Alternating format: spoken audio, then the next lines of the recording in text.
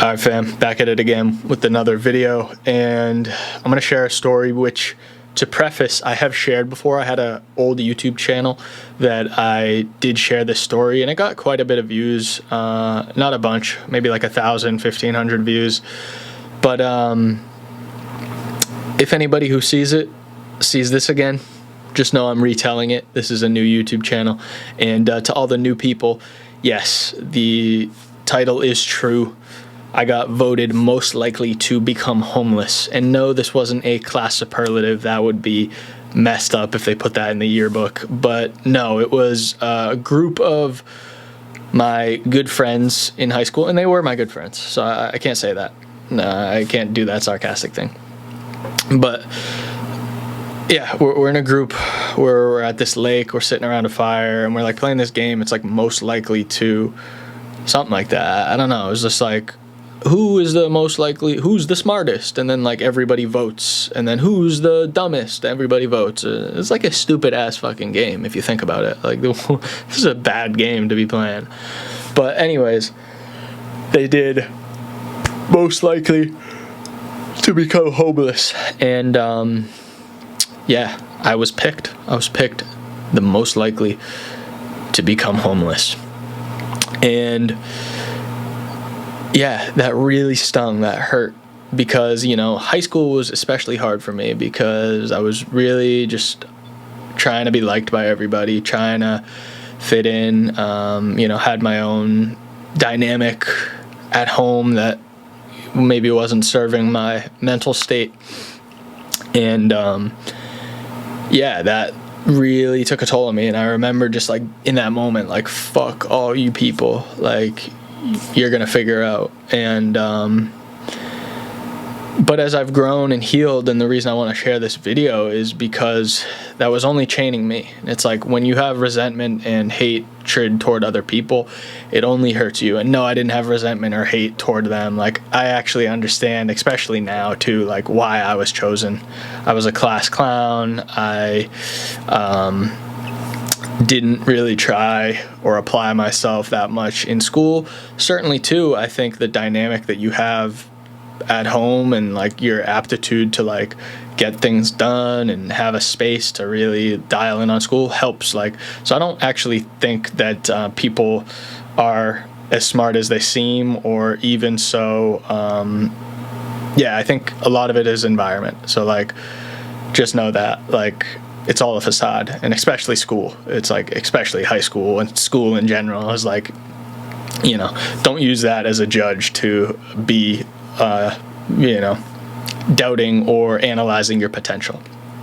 Anyways, yeah, I remember that, and I always was like, I'm gonna show them with like, I'm gonna be successful, this and that. And like, certainly I guess now I'm saying this after having an investment property and like, you know, getting a place for my mom to live. It's I guess maybe there is that external conviction, but also too, like, I think it's a funny story, and I let go of that, you know, resentment a long time ago. I didn't really hold on to it for that long, but I just do remember that it really stung. And the reason I want to relate to this is I was that like kid who things really hurt me because I was always trying to be liked and please people, and like, you know, I was a friendly kid. And I remember just like, yeah, a few random other things too, like this girl, I forget what she said. There was two instances. It was like two different girls. I don't know. Maybe I'm like gonna culminate both messages into one, but because I don't know exactly how it went. But they were both kind of like, you know, you're probably a bad son, or like you're probably a this and that. And it's just, and they had no idea, say, what I was going through at that time.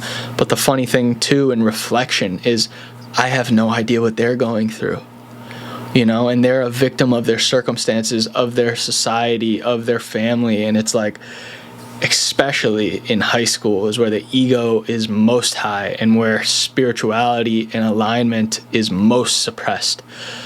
So if a high schooler is watching this right now, I want you to know that high school really does not mean shit. Like, you have so much potential and so much beauty that is coming to you. I promise you that. Ultimately, if you can have one good friend, I don't talk to anybody from high school, but if you can have one good friend, like, that's all you need. And as far as like a tactic in high school, it's like, you're not gonna listen to this because it's harder to do in the moment, but like, you do not need to be trying to fit in. You do not need to try to be liked by anybody, and embody your full self, be the leader. But yeah, I just wanted to share that. Like, I was that person who, I don't know, those things hit me differently. Maybe not differently, because they probably hit other people the same way.